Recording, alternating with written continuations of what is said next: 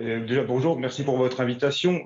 Suffire, je ne sais pas, mais en tous les cas, la police a fait front, puisque hier, nous avons monopolisé beaucoup de collègues sur cet événement. Il faut savoir que la CRS 8 est intervenue au cœur de la cité des Bedottes à Sevran, spécialiste des violences urbaines.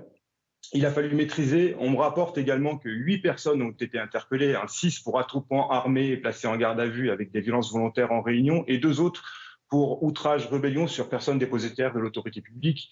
Vous avez bien expliqué, en effet, la cité a été difficile hier soir. Je pense aussi à tous ces riverains qui vont voir ce matin leur véhicule incendié. C'est bien triste pour eux.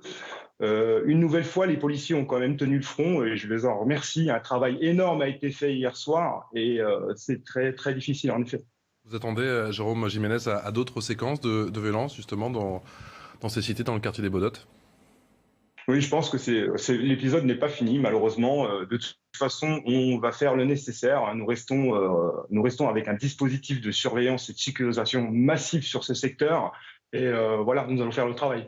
Est-ce que vous en savez plus sur cette course-poursuite qui a donc eu lieu hier aux alentours de cette gare de Sevran-Beaudotte, et est-ce que vous en savez plus sur le profil de la personne qui est décédée?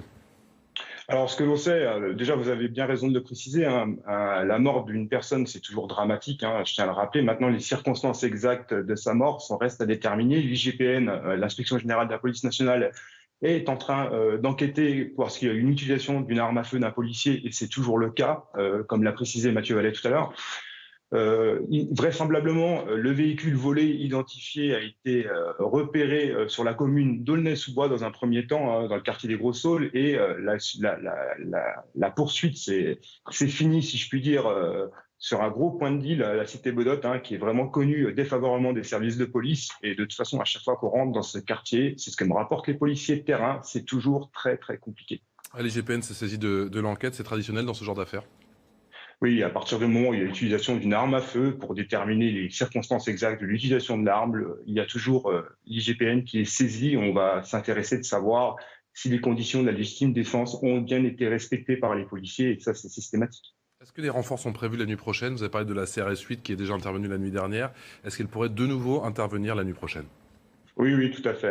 Tout le monde est déployé. On est en train de sonder. Ça, c'est toujours des ajustements aussi qui sont faits en fonction de la réalité de terrain, et tout a été mis en place pour assurer l'ordre public et la sécurité de tous ces riverains, parce que vous imaginez bien que vivre des nuits comme la nuit dernière dans ce quartier, c'est toujours traumatisant aussi pour ces nombreux riverains.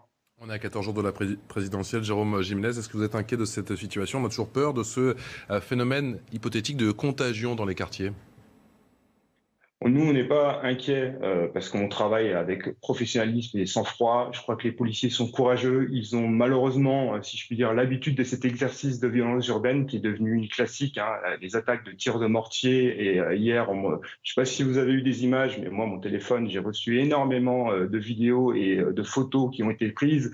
Ça a été une pluie, si je puis dire, de jets de projectiles, de gros pavés, plusieurs véhicules sérigraphiés ou autres de police sont dégradés. On ne me rapporte pas de policiers blessés sur ces interventions, mais en l'occurrence, oui, la situation est très tendue.